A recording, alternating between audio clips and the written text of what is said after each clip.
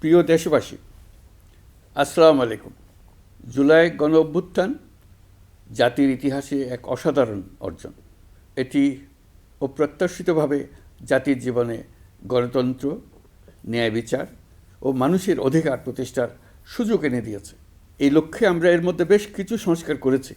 আরও গভীর ও সুদূর প্রসারী সংস্কারের জন্য দেশের সকল রাজনৈতিক দলের ঐকমত্যের ভিত্তিতে জুলাই সনদ প্রণয়ন করেছে।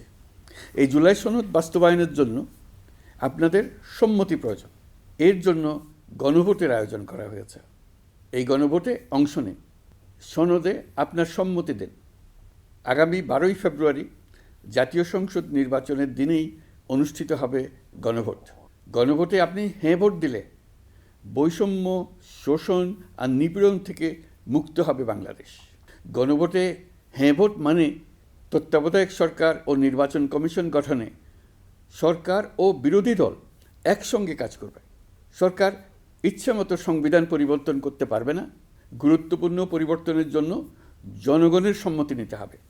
এতে আরও বলা আছে, বিরোধী দল থেকে ডেপুটি স্পিকার ও সংসদের গুরুত্বপূর্ণ কমিটির সভাপতিরা নির্বাচিত হবেন। একজন ব্যক্তি সর্বোচ্চ 10 বছরের বেশি প্রধানমন্ত্রী থাকতে পারবেন না।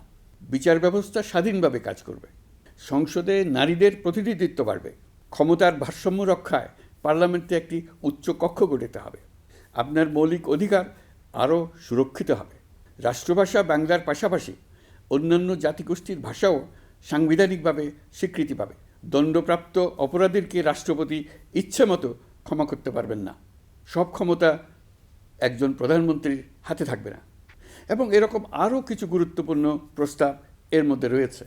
আমি আপনাদের সকলের প্রতি আহ্বান জানাই, আগামী নির্বাচনে গণভোটে অংশ নেন। রাষ্ট্রকে আপনার প্রত্যাশা মতো গড়ে তোলার জন্য হেঁতে সিল দেন। নতুন বাংলাদেশ গড়ার চাবি এখন আপনার হাতে। হেঁতে সিল দিলে নতুন বাংলাদেশ গড়ার দরজা খুলে যাবে।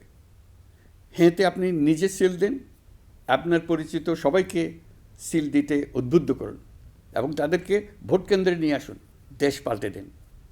ইনশাল্লাহ আমরা সবাই মিলে দেশ গড়ার এই সুযোগ নেব।